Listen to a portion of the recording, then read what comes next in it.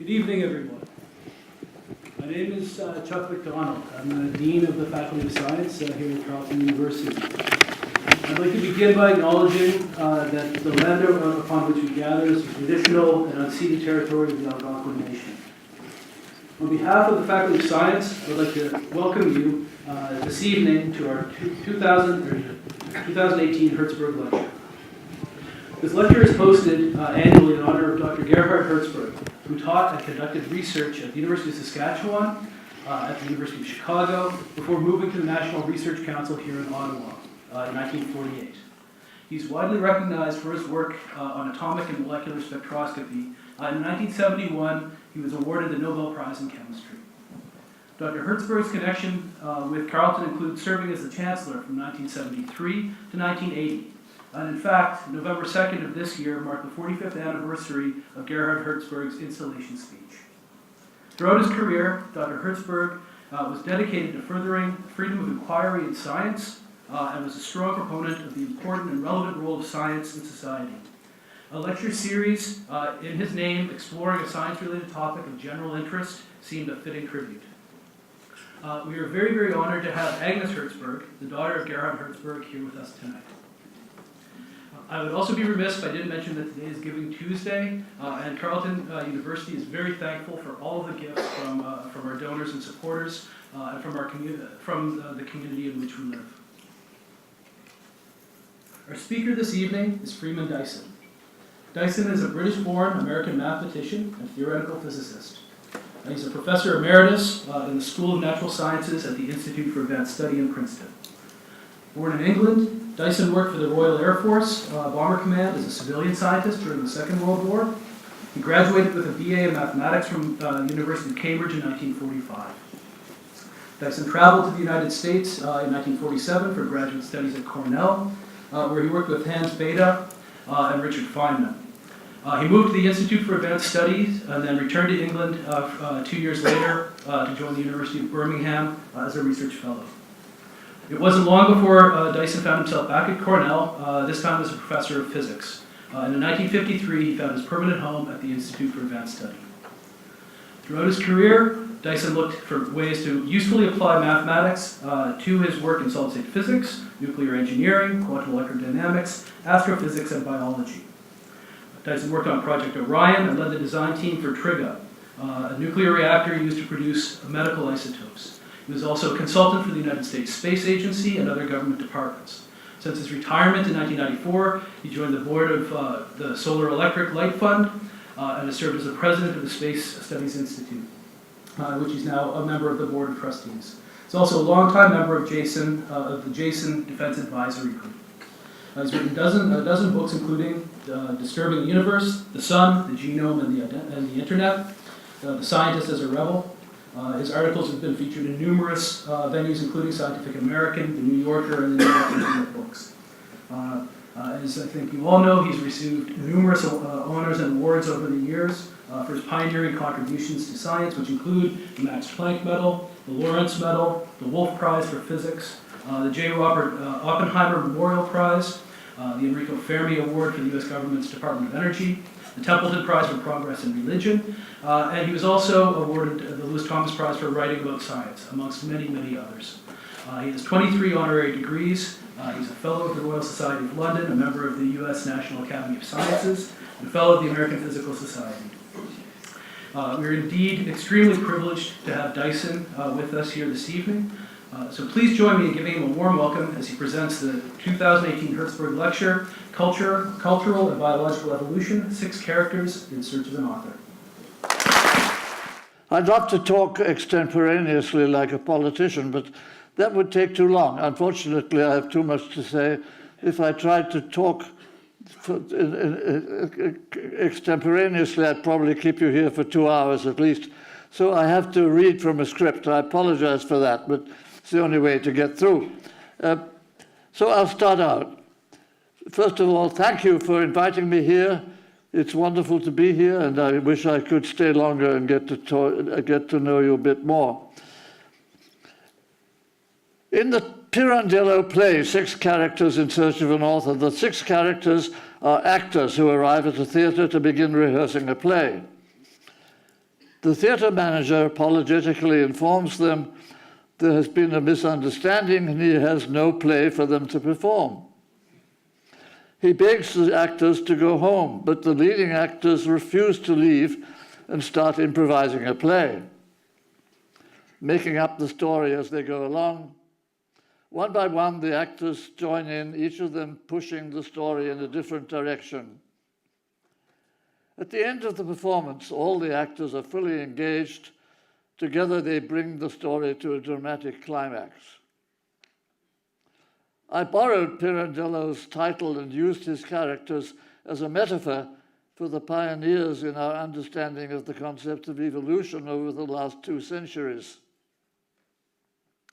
I should say that I'm wandering very far away from the part of science that I actually know. I'm like most scientists, I start out deep and narrow, and I end up shallow and broad. And the longer I live, the shallower I get. Anyway, until recently, evolution was considered to be a biological process driven by the orderly acting forces of speciation and extinction.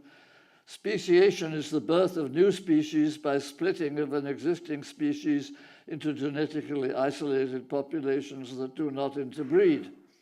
Extinction is the disappearance of a species that dies out without leaving descendants. Our first character, Charles Darwin, published his great work, The Origin of Species, in 1859.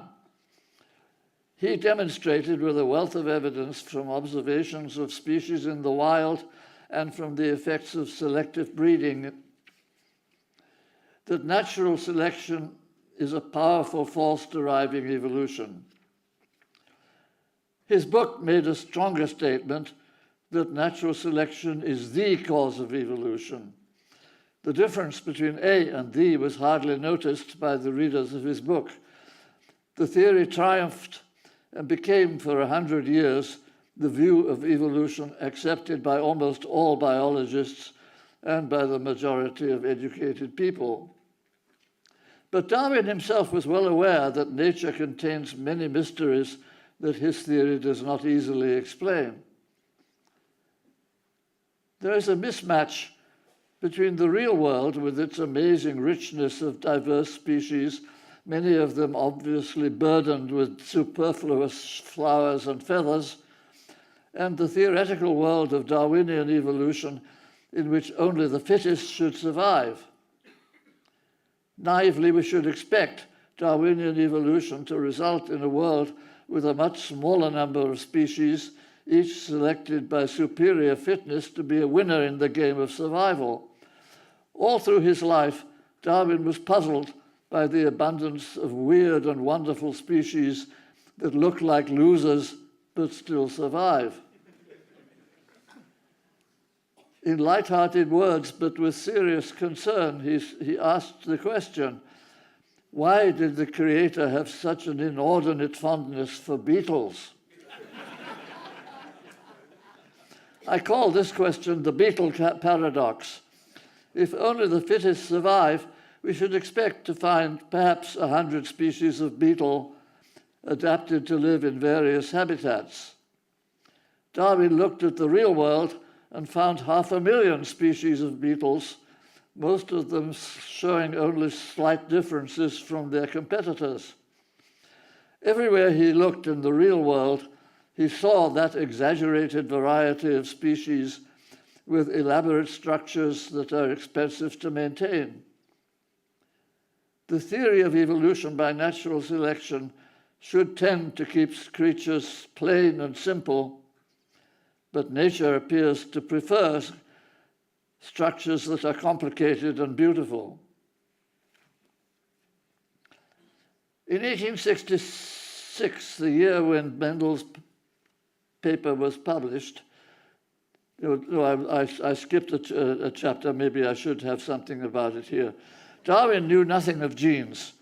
He was unaware of the work of Gregor Mendel, the Austrian monk who worked in his monastery garden and did experiments on the inheritance of pod color in peas.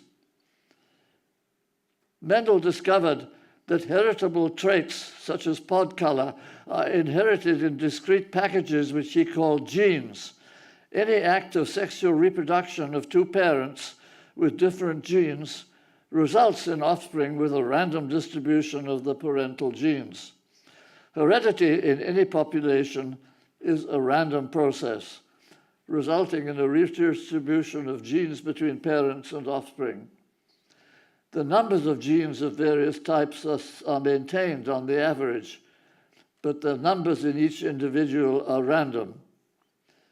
Mendel made this discovery and published it in the Journal of the Berlin Natural History Society only 7 years after Darwin published The Origin of Species. Mendel had read Darwin's book, but Darwin never read Mendel's paper. In 1866, the year when Mendel's paper was published, Darwin did a very similar experiment using snapdragons instead of peas, testing the inheritance of flower shape instead of pod color. Like Mendel, he bred 3 generations of flowers in the third and observed the ratio of normal to star-shaped flowers in the third generation. Unlike Mendel, he had no understanding of the mathematics of statistical variations. He used 125 third-generation plants and obtained a value of 2.4 for the ratio of normal to star-shaped offspring. This result did not suggest any clear picture of the way flower shapes are inherited, so Darwin stopped the experiment and explored the question no further. He did not understand that he would need a much larger sample to obtain a significant result. Mendel understood statistics. His sample was 64 times larger than Darwin's, so his statistical uncertainty was 8 times smaller. Mendel used 8,023 plants. The idea of genes remained generally unknown among biologists until 20 years after Darwin's death. Darwin imagined various ways of mixing inherited traits of parents and distributing them to offspring, but he never imagined genes. Without the concept of genes, it was impossible for him to calculate correctly the rates of speciation and extinction in natural population. He never attempted such calculations. If he had made such calculations with a model of inheritance based on mixing, he would have got drastically wrong answers. He had the good sense not to make such calculations, not having a verified model of inheritance. Without experimental knowledge of the statistics of inheritance, Darwin had no way to guess how effective natural selection could be in creating new species and exterminating old ones. So that's the end of Darwin. So actor number 2, Moto Kimura, dates 1924 to 1994. And his title is Smaller Population Sizes. Smaller populations evolve faster. So at this point in the play, our second character, Moto Kimura, author of the book The Neutral Theory of Molecular Evolution, published in 1983, more than 100 years after Darwin's masterpiece. Kimura was a Japanese geneticist who came as a student to work with Sewell Wright at the University of Wisconsin. Sewell Wright was one of the biologists who explored the evolutionary implications of Mendel's discoveries after Mendel's paper was rediscovered in 1900. I was lucky to meet Sewell Wright accidentally at the faculty club at the University of Wisconsin in 1987. I was visiting the university and went to the faculty club for lunch, sitting alone at a small table with a lively old man who turned out to be Sewell Wright, then 98 years old, still in full possession of his wits. He gave me a first-hand account how he read Mendels' paper and decided to devote his life to understanding the consequences. Wright understood that the inheritance of genes would cause a fundamental randomness in evolutionary processes. The randomness in evolution was called genetic drift. Kimura came to Wisconsin to learn about genetic drift and then returned to Japan. He built genetic drift into a mathematical theory which he called the neutral theory of molecular evolution. After the discovery of the structure of DNA by Crick and Watson in 1953, Kimura knew that genes are molecules carrying genetic information in a simple code. Kimura's theory applied only to evolution driven by the statistical inheritance of molecules. He called it the neutral theory because it introduced genetic drift as a driving force of evolution independent of natural selection. I never met Kimura, but he was still alive when I began to study his work, and I was delighted to receive a personal message of encouragement from him before he died in 1994. Kimura did not prove that Darwin's theory was wrong. He proved that Darwin's theory was incomplete. Darwin missed genetic drift, which was sometimes important and sometimes not. The evolutionary effects of natural selection are generally independent of the size of the evolving population, while the effects of genetic drift depend strongly on population size. Other things being equal, the rate of genetic drift is proportional to the inverse square root of population size. The inverse square root is a simple consequence of the statistics of independent random variables. The average of any independent variables of any n independent variables varies at a rate inversely proportional to the square root of n. For any firmly established species with a population measured in millions or billions, genetic drift is negligible, natural selection is dominant, and the Darwin theory is accurately valid. But for a newly emerging species or an endangered species with population measured in tens or hundreds, genetic drift dominates, selection is relatively unimportant, and the Kimura theory is valid. The random jumps of genes in a small population produce evolutionary change much faster than the gentle push of natural selection. Kimura understood that genetic drift is the main driving force for the quick jumps when species are created or extinguished. Kimura's theory explains the Beetle paradox that puzzled Darwin. Why are we surrounded by such an astonishing diversity of birds and insects and microbes? From the point of view of Darwin, a small number of dominant species would have been enough. Kimura explains the mystery by invoking the power of genetic drift, which becomes suddenly rapid and effective just when it's needed, when small populations can vary fast to become genetically isolated and form new species. Genetic drift in local enclaves gives to every large established species the power to diversify into a family of new ones. At the ragged edges of small populations, where random jumps prevail, speciation is driven by Kimura's neutral theory. Darwin's theory is still true away from the edges where selection has time to operate in big populations. So, chapter 3, Ursula, good enough. She's still alive, still going strong. She's a professor at the University of Washington in St. Louis. Born 1943, so she's actually recently retired. Her chapter is headed, Nature Plays a High-Risk Game. After Kimura, our third character enters the play. She is Ursula Goodenough, a biologist born in 1943 and still active today at Washington University in St. Louis. Like Darwin and unlike Kimura, she's an observer and experimenter.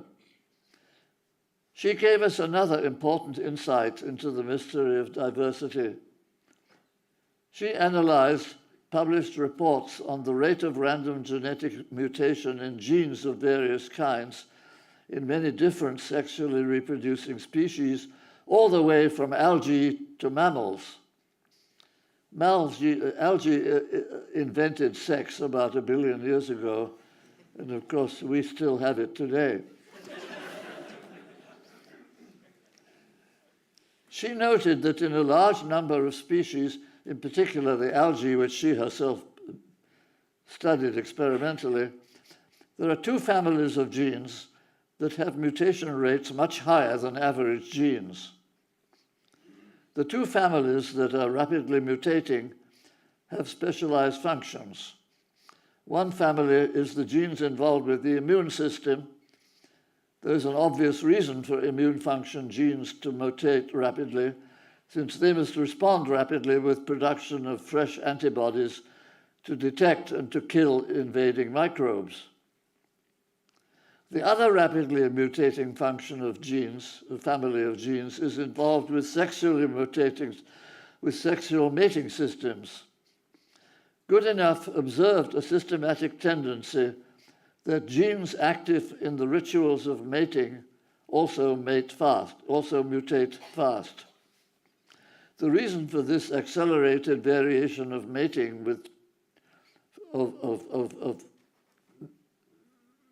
mating genes is not obvious. Nature is forcing genetic drift to move faster in mating systems than in other bodily functions. If that is generally true, as Goodenough observes, it means that genetic drift in mating systems must have a special importance as a driving force of evolution. She proposes a general theory to explain the facts. In the big picture of life evolving over billions of years, established species with large populations evolve slowly and have a mainly conservative effect on the balance of nature. The big jumps forward in evolution occur when established species become extinct and new species with small populations diversify. The big jumps made by new species are driven by genetic drift of small populations. For small populations to form new species, they must become genetically isolated. Rapid change of mating systems is the quick road to genetic isolation. Goodenough concludes that the rapid mutation of mating system genes is nature's way of achieving the big jumps in large-scale evolution. Rapidly evolving mating systems gave us the diversity of species that astonished Darwin. 20 years ago, Goodenough wrote her paper with the title Rapid Evolution of Sex-Related Genes, describing her observations and conclusions. I consider this paper a great piece of work, a classic contribution to science, comparable with the books of Darwin and Kimura. But there is an orthodox dogma prevalent among molecular biologists saying that natural selection can operate only on individual genes in individual organisms and cannot operate on groups or species as a whole. Goodenough goes flatly against this dogma when she suggests that the selection of genes promoting rapid speciation is a main driving force of evolution. Her theory of evolution explicitly gives the interest of the species priority over the interest of the individual. Darwin himself did not believe the dogma. The title of his book, The Origin of Species, shows that he considered natural selection to operate directly on species, not only on individuals. The dogma arose in the community of molecular biologists who became intoxicated with the beauty and simplicity of the DNA molecule after the discovery that genes are DNA. It seemed to them that evolution was reduced to simple chemistry and that this chemistry of DNA could only act on individual genes. But the real world of nature is, as usual, more complicated.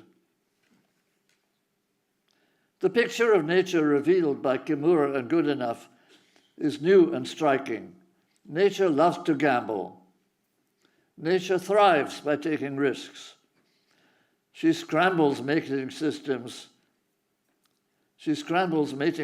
genes so as to increase the risk that individual parents will fail to find mates.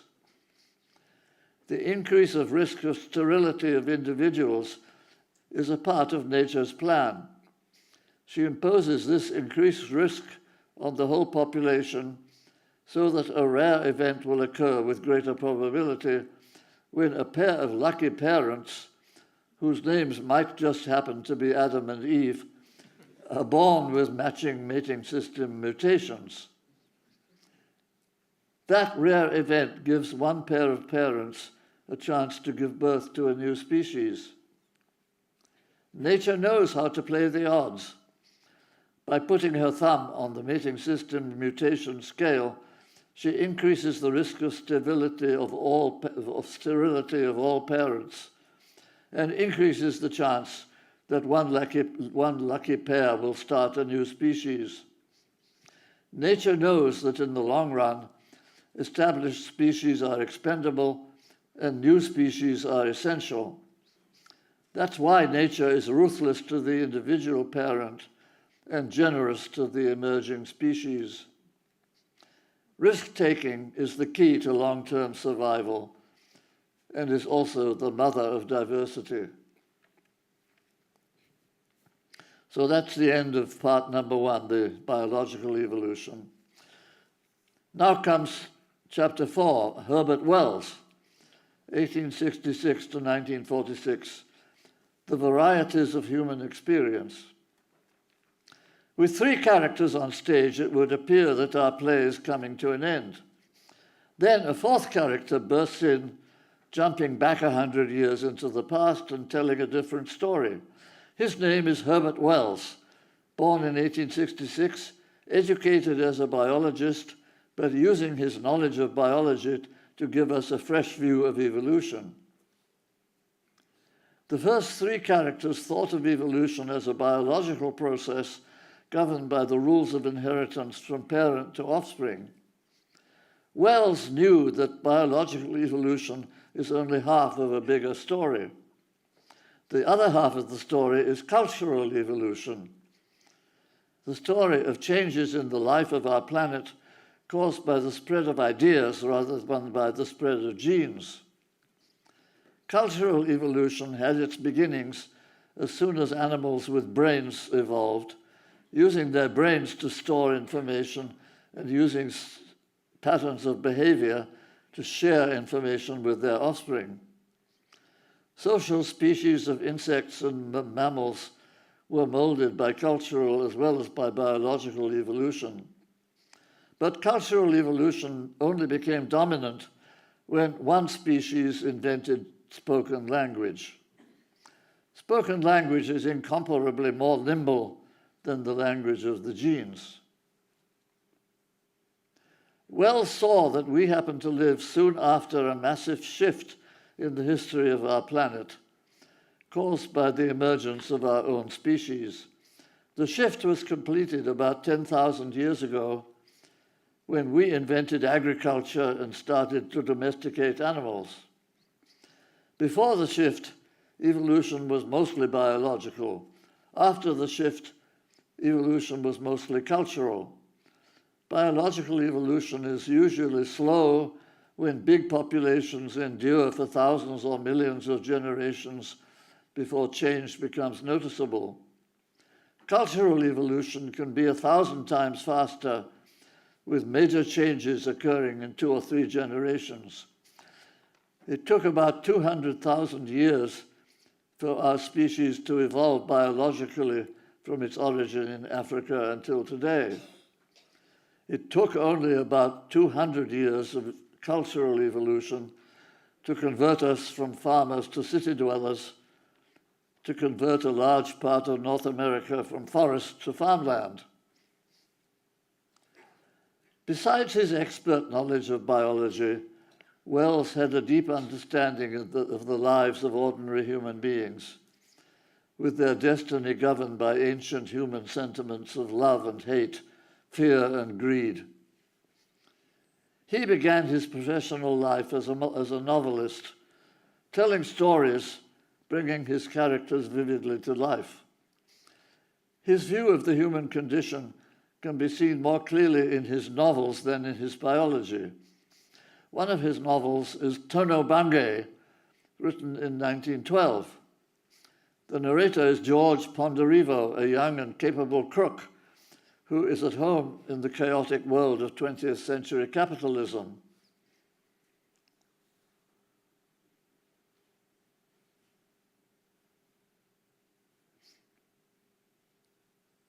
The chief character is his uncle, Teddy Ponderevo, an amiable swindler who invented the wonder drug Tono Bungay, guaranteed to cure all diseases and to bring us health and happiness. George knows how to keep the cash flowing with raucous advertising campaigns and sales of shares in fraudulent companies. For a while, the Tono Bungay bubble makes them rich, but then the bubble bursts. They are hunted criminals. Uncle Teddy dies in the crash of a homemade airship. George escapes in a private warship, which he happens to own. The last chapter is entitled Night and the Open Sea, with George's ship swiftly and silently slicing through the dark waves. Wells is writing with a premonition of the horrors of World War I, which broke out 2 years later, destroying millions of people who would sacrifice their lives to the tribal gods of empire and country. The owners of warships would survive to find new victims.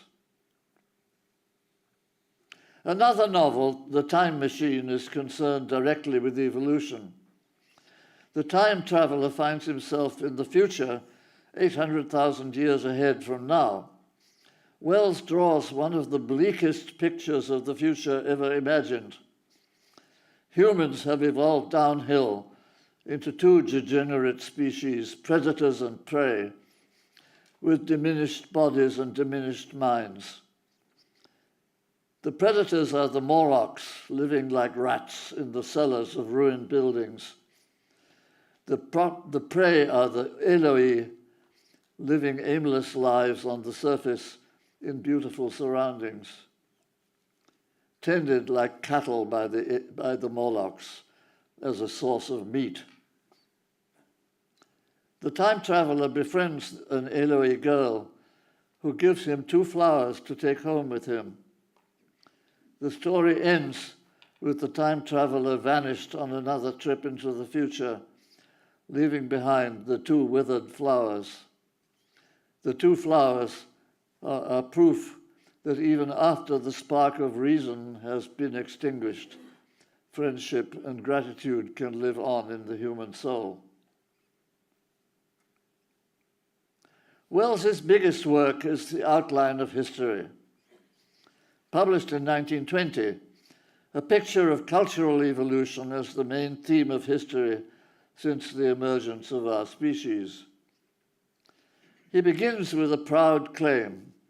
This outline of history is an attempt to tell truly and clearly, in one continuous narrative, the whole story of life and mankind, so far as it is known today. The next 50 pages describe biological evolution up to the rise of two human species, modern man and Neanderthal man. A famous picture by his illustrator, John Horrobin, shows Wells's literary rival, George Bernard Shaw, as a Neanderthal emerging from a cave, with the caption, "Our Neanderthal ancestor, not a Neanderthal man, but a parallel species." The recent discovery of a substantial fraction of Neanderthal genes in modern humans shows that Wells's joke came close to the truth. After the Neanderthals come the cave painters in France and Spain. Cultural evolution has begun and dominates the story from that time onward. Halfway through Wells's history comes the birth of the great religions: Buddhism, Judaism, Christianity, Islam. Wells tells the story of these religions with a sympathetic eye, recognizing their crucial importance to cultural evolution in the last 2,000 years. He gives an evocative account of the life and death of Jesus with a memorable Horrobin illustration: 3 crosses on the hill of Golgotha in evening twilight.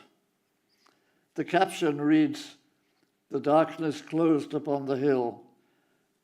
The distant city set about its preparations for the Passover. Scarcely anyone but that knot of mourners on the way to their homes, troubled whether Jesus of Nazareth was still alive or already dead." From Golgotha, the story continues, with empires rising and falling, wars and pestilences raging, wealth and industry growing. Always quietly in the background, the great religions, with their holy books, preserving the words of the prophets, raising the hopes of powerless people with visions of a better world.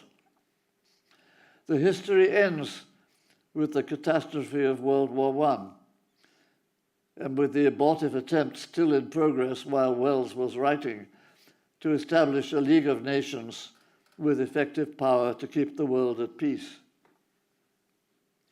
Here is the message of the outline of history as Wells saw it. Life begins perpetually, gathered together at last under the leadership of man, the student-teacher of the universe, unified, disciplined, armed with the secret powers of the atom and with knowledge as yet beyond dreaming. Life forever dying to be born afresh, forever young and eager, will presently stand upon this earth as upon a footstool and stretch out its realm amid the stars. As a result of cultural evolution, a single species now dominates the ecology of our planet. Cultural evolution will dominate the future of life so long as any species with a living culture survives. When we look ahead to imagine possible futures for our descendants, cultural evolution must be our dominant concern. But biological evolution has not stopped and will not stop. As cultural evolution races ahead like a hare, biological evolution will continue its slow tortoise crawl to shape our destiny. We have detailed knowledge of our cultural evolution only for the last few thousand years in Europe and Asia, from which written records survive. I'm ignorant of Chinese history and literature, so I discuss only the Western part of the story. In Western culture, we see a series of creative events occurring in small urban communities. Jerusalem around 1000 BC, inventing monotheistic religion. Athens around 500 BC, inventing philosophy and drama and democratic government. Florence around 1500 AD, inventing modern art and science. Manchester around 1750 AD, inventing modern industry. In each case, a small population produced a starburst of pioneers who permanently changed our way of thinking. Genius erupted in groups as well as in individuals. It seems likely that these bursts of creative change were driven by a combination of cultural with biological evolution. Cultural evolution was constantly spreading ideas and skills from one community to another, stirring up conservative societies with imported novelties. But at the same time, biological evolution, acting on small genetically isolated populations, was causing genetic drift, so that the average intellectual endowment of isolated communities was rising and falling by random chance. Over the last few thousand years, genetic drift would cause occasional starbursts to occur, when small populations rose to outstandingly high levels of average ability. The combination of imported new ideas with peaks of genetic drift would enable local communities to change the world. The big uncertainty in this picture of genetic drift as a driving force of human progress is the genetic isolation of small communities. We have no reliable information about the mating habits of the populations in Jerusalem and Athens and Florence and Manchester during the centuries before they became creative. They were to some extent isolated geographically, but also they were divided into tribes and hereditary classes that were isolated socially. Class prejudice and snobbery were probably the most powerful causes of genetic isolation, and these are not measurable quantities. The contribution of genetic drift to cultural evolution remains a speculative hypothesis. When we look to the future of evolution, it is convenient to divide the future into near and far. The near future is the next century, for which we can make some reliable predictions. The far future is everything beyond. In the near future, we can be sure that genetic drift is fading rapidly as a driving force. All over the world, humans are moving from villages into big cities where genetic drift is negligible. In the populations that are still geographically isolated, humans are becoming less socially isolated by barriers of race and class. It's unlikely that any small town in the next century can be another Athens or another Jerusalem. Wells ended his outline with a glimpse of the far future, where nothing is certain and all predictions are guesswork. In the far future, it's likely that humans and other forms of life will be spread out to great distances in the universe, as Wells imagined. If our destiny takes us to the stars, our descendants will again be genetically isolated, and genetic drift will resume its ancient power to mold life into new patterns of diversity.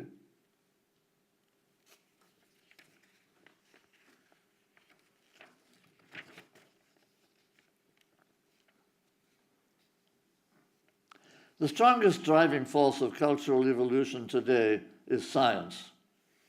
Science is the international enterprise that brings us together most powerfully in a common purpose, requiring us to share ideas and tools, economic resources, and material benefits. The task of East and West in this century will be to work together as friends in science and technology while respecting our differences in politics and culture. When we look to the future beyond 1 or 2 centuries, expansion of the domain of life into the universe will be inevitable and also desirable for many reasons. Inevitable because biotechnology and space technology will provide the means for life to make the big jump.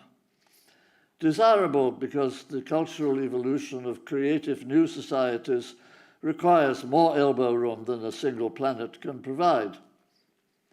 Creative new societies need room to take risks and make mistakes, far enough away to be effectively isolated from their neighbors. Life must spread far afield to continue the process of genetic drift and diversification of species that drove evolution in the past. That restless wandering that pulled our species out of Africa to explore the Earth will continue to pull us beyond the Earth as far as our technology can reach. So that's the end. Wells took more than his share. So, number 5, Richard Dawkins, 1941. Genes and memes.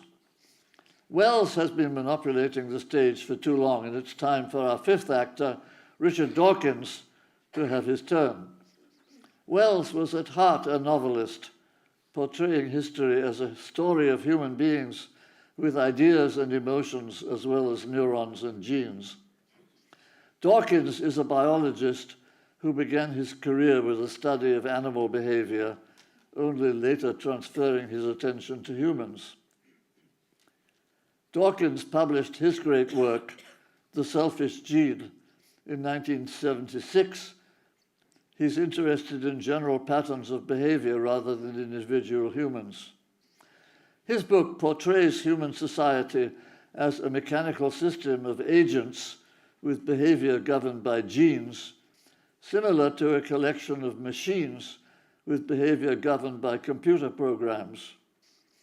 The selfish gene is a device with a single purpose: to achieve its own survival and replication. It's not concerned with our welfare or with our human needs. Dawkins caused a revolution in our thinking with his insight that the selfish behavior of genes can explain the unselfish behavior of humans. His book is a classic because he makes a convincing case for a paradoxical conclusion that selfish genes can orchestrate the evolution of cooperation, generosity, and self-sacrifice. He succeeds brilliantly in reducing our high moral principles and our ethical beliefs to the action of unthinking and uncaring molecules of DNA. In the final chapter of his book, Dawkins turns his attention away from biological evolution to cultural evolution and introduces another innovation to our thinking about human behavior. The new idea is the meme, the cultural analog to the gene. A meme is a unit of cultural behavior, just as a gene is a unit of biological behavior. Examples of memes are ideas, customs, slogans, fashions in dress or in hairstyle, skills, tools, laws, religious beliefs, and political institutions. Memes spread through human populations by social contact far more rapidly than genes spread by sexual contact. Just as our behavior at the individual level is controlled by selfish genes, our behavior at the social level is controlled by selfish memes. Dawkins' vision of human societies as the visible face of an invisible network of selfish genes and memes is to a large extent true. His book gave us a new understanding of the evolution of morality and religion. But Dawkins' vision is not the whole truth. Human nature hides mysteries that genes and memes do not illuminate. Shakespeare and Mozart created new worlds in literature and music. Jesus wandered in the wilderness for 40 days and emerged as a revolutionary force that transformed a large part of the planet for 2,000 years. Dawkins imagines that genes and memes will explain these mysteries. Nobody can prove that Dawkins is wrong, but his claims are at least open to reasonable doubt. It is reasonable to accept his view of genes and memes as powerful agents of human behavior, but to reject his view that they explain everything. Unfortunately, as often happens in the history of philosophy, the disciples of the master are more dogmatic than the master himself. Molecular biologists who borrowed ideas from Dawkins became more dogmatic than Dawkins. Their dogmatic belief blinds them to the evidence collected by Goodenough for biological selection working directly on species. Cultural evolution also works directly on species, but in a different way, as our last actor discovered. So finally, number 6, Svante Pääbo, born 1955, and his theme is Cousins in the Cave. So our sixth and last actor, Svante Pääbo, born in 1955, now a world leader in the study of human genomes, comes to the stage with startling news.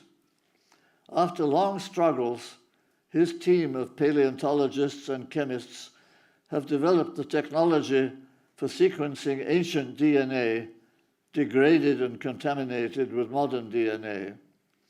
They have succeeded in sequencing accurately the genomes of our Neanderthal cousins who lived in Europe about 50,000 years ago. And they also sequenced genomes of our own species who lived in Europe at the same time, and genomes of a third species called Denisovans because they were found in Denisova Cave in Siberia. He published the story of the sequencing and the surprising results in his book, Neanderthal Man, In Search of Lost Genomes, in 2014. When he compared the ancient genomes of the 3 species with modern human genomes, he found abundant evidence of mixing. Modern humans originating in Europe and Asia carry several % of Neanderthal genes. So that includes most of us. Modern humans in Papua New Guinea carry several % of Denisovan genes. The ancient genomes come from times when the severe climate of the last ice age prevailed in Europe and northern Asia. Humans and their cousins were precariously surviving in caves, where they probably sat huddled around the cave fire to keep warm, cooking their dinners and telling their stories. It now appears that the 3 species frequently sat around the cave fires together rather than separately. They mated and raised families together. Our species had larger populations and supplied most of the genes to the mixed offspring. It now appears but the Neanderthals and Denisovans never became extinct. They simply merged their genomes with ours. They survive as a part of our genetic inheritance. The discoveries of Svante Pääbo show that as early as 50,000 years ago, the transition from biological to cultural evolution was already far advanced. Biological evolution, as demonstrated by Kimura and Goodenough, accelerated the birth of new species by favoring the genetic isolation of small populations. Cultural evolution had the opposite effect, erasing differences between related species and bringing them together. Cultural evolution happens when cousins learn each other's languages and share stories around the cave fire. As a consequence of cultural evolution, biological differences become less important. Cousins learn to live together in peace. Sharing of memes brings species together, and sharing of genes is the unintended consequence.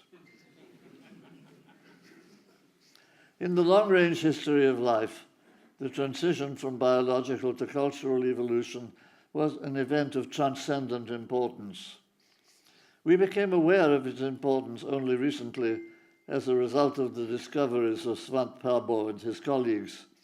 The transition caused a reversal of the direction of evolution from diversification to unification, from the proliferation of diverging species to the union of species into a brotherhood of man. We see a small-scale example of this transition in the recent history of racism. Until recently, racism was a force of nature, favoring the diversification of species. Humans traditionally hated and despised people of a different skin color. The natural evolutionary consequence would have been the division of our species into 3 new species, one pink, one black, and one yellow. Only in the last few centuries, a strong reaction against racism has emerged. Interracial marriage has become respectable, and the cultural unification of our species has pushed us toward biological unification. This is a small step in the long history of the transition of human societies from incessant warfare to brotherhood. With our 6 actors all on stage, the play begins and my talk ends.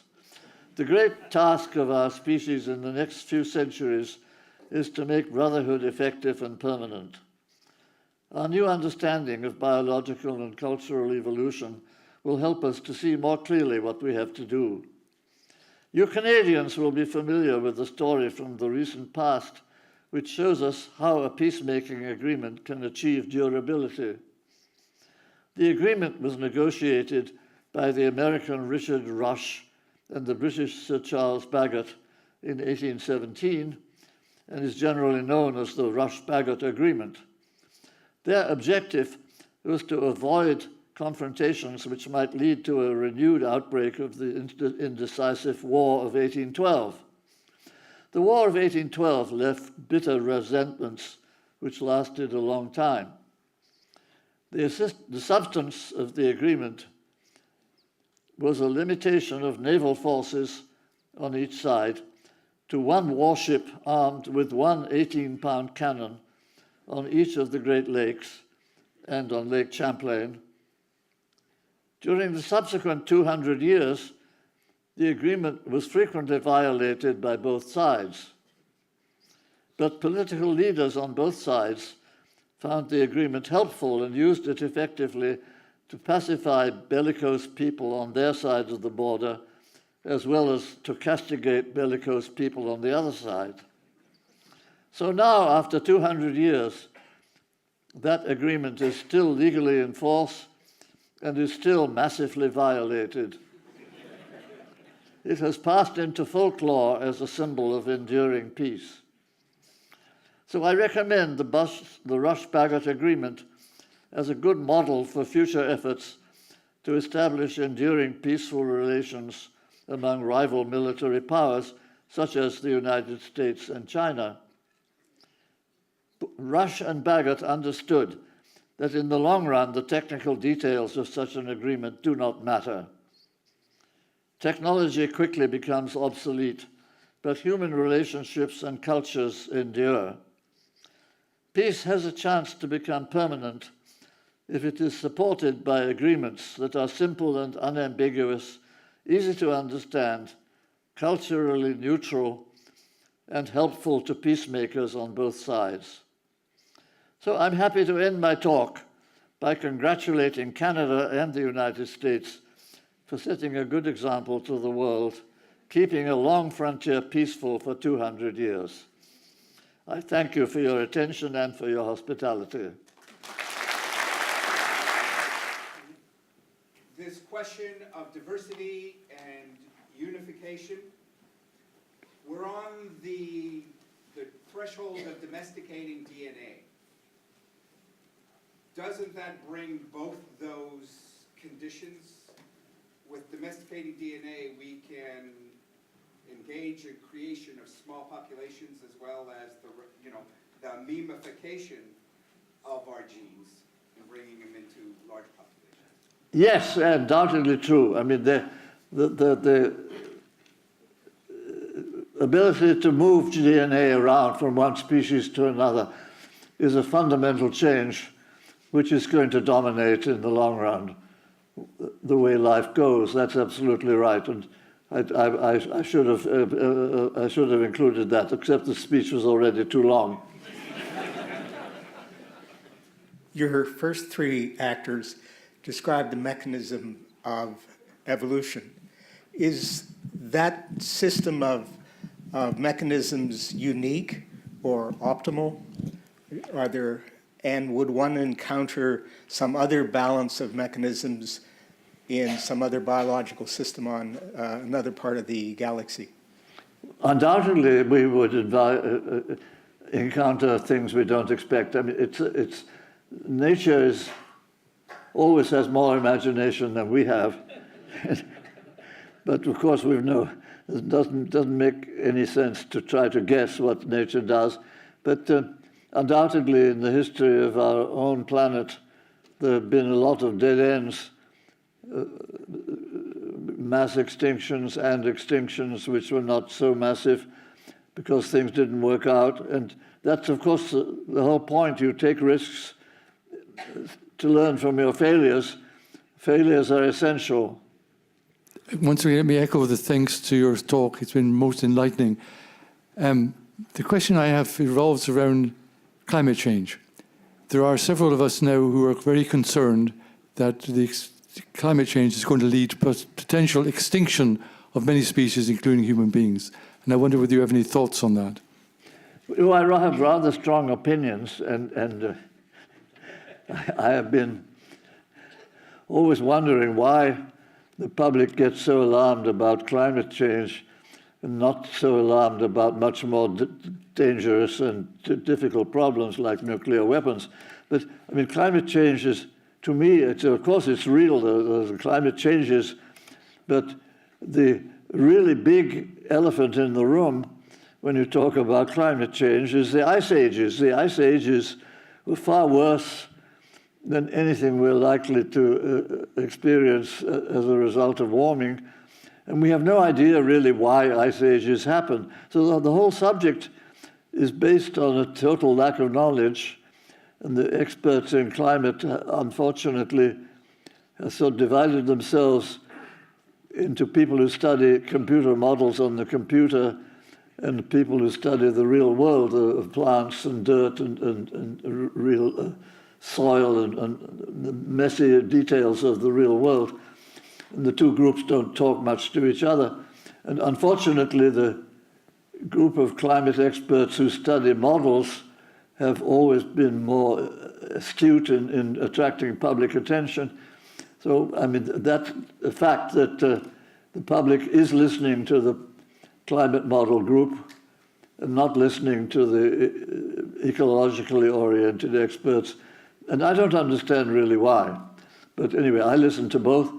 And what human activity, as far as we know at the moment, sort of having two major effects, which are confused in the public discussion. First of all, there is carbon dioxide going into the atmosphere, which certainly does warm the climate, and that's no doubt about that. We don't know how much, but it certainly has some effect. On the other hand, there are the other chemical pollutants, such as nitrogen oxides and ozone and particles and soot and dirt of all kinds, bad chemicals, which produce visible pollution. That's the kind you have in China, where the cities are gray, and also in California now we have forest fires. So those two processes are both real, but they're quite different. And the main difference is we know how to deal with the chemical pollutants. It's quite on a large scale. It's already practiced. Most of the power stations in the world have been cleaned up as far as the chemical pollutants are concerned, but not carbon dioxide. So there's a big difference there. And the other difference, of course, is that, as far as I know, carbon dioxide is not harmful. But that's, of course, a matter of opinion.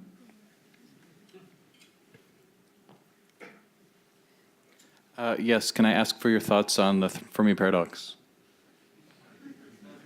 So what's that again? The Fermi paradox, you know, where are the aliens? What's the answer? Oh, I mean, I, of course, no better information than anybody else.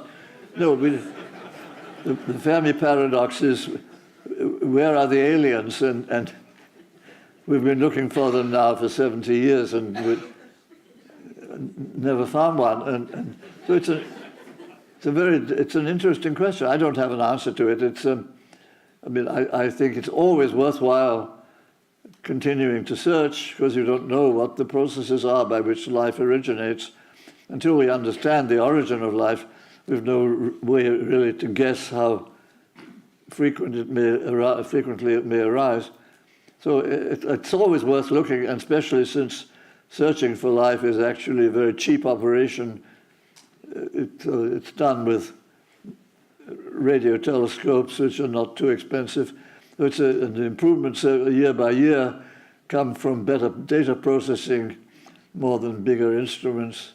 So actually it's not so expensive to go ahead further with searching for aliens. So let's go ahead by all means.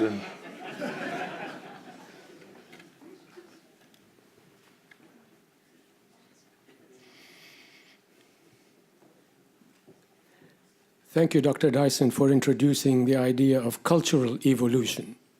Well, I did not introduce it, but other people did. For presenting it to us. I wanted to ask your opinion about this matter. If we were to wipe out all the insects off the planet, all forms of life will cease to exist after about 4 years. If we were to wipe out all the worms, all forms of life will cease to exist after about 1.5 years. If we were to wipe out all the germs, all forms of life on the planet will cease to exist after about 2 or 3 weeks. But if we were to wipe out all human beings, all forms of life will thrive on this world. So at what point our cultural evolution will bring us to our senses to at least limit the number of people that we are producing into this planet? I think 10 billion people is just too much for this planet to bear. Can we bring it down to about 2 billion people so that the planet can survive? Thank you. No, in fact, I used to worry about population of humans, but the last 50 years have shown an amazing response from the humans who happen to be female, that the birth rates have gone down amazingly in the last 50 years. We don't really understand how or why it happens. So the females of the species seem to have more sense than the males.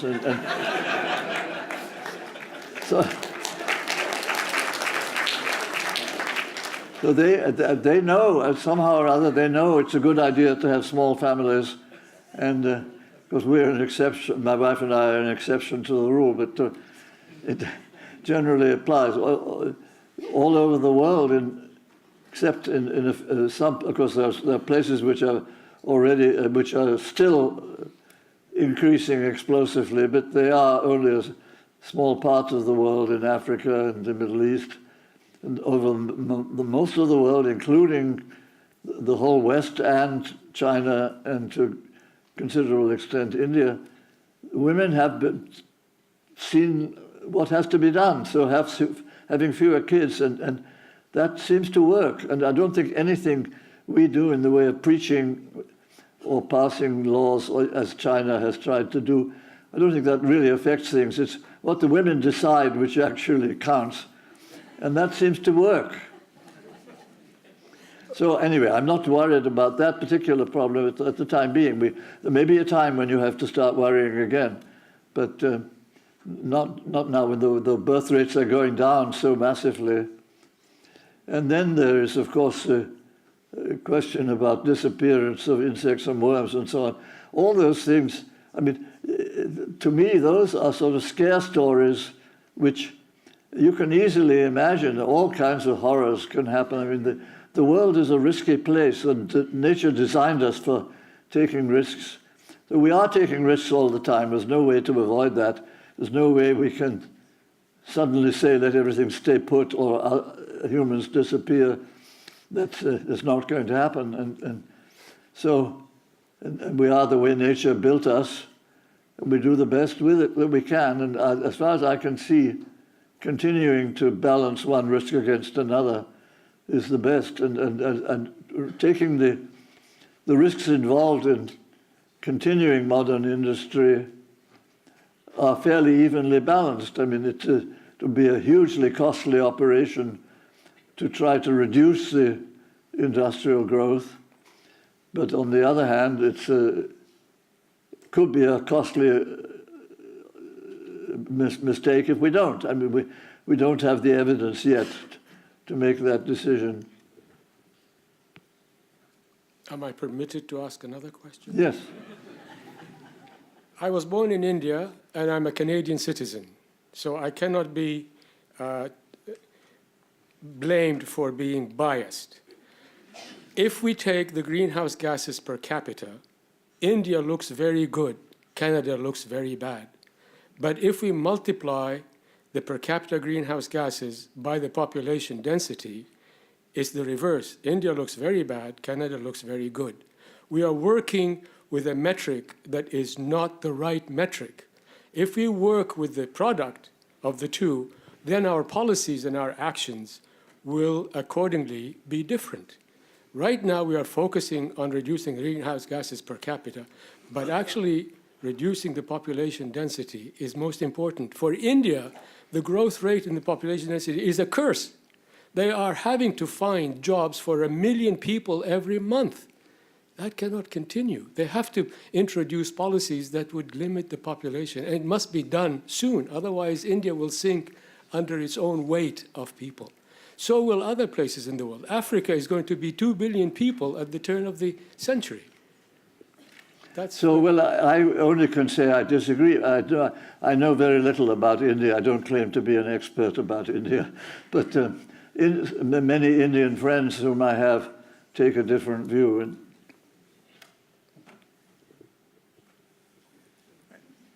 Hello.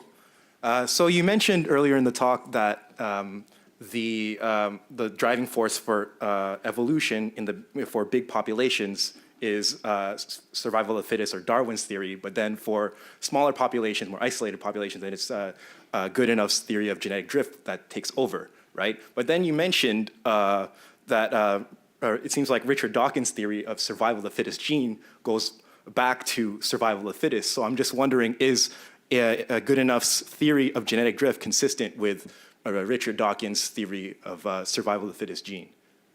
I honestly don't know. I mean, I've not been following the literature. I mean, in Dawkins' book, but that was written a long time ago, he doesn't discuss what Kimura and Goodenough have been doing. So I don't know whether he was aware of it or not. Okay. Thank you. Hi there. I was wondering if you feel that cultural evolution and biological evolution are two different opposing forces, or if they in fact work in tandem to further, I guess, just a larger evolutionary aspect of human Well, obviously they work together, but sometimes have opposite effects. And so in the case, I mean, the case of the Neanderthals merging with us is... I think so it's just the only clear case that we have seen yet, but obviously we're only at the beginning.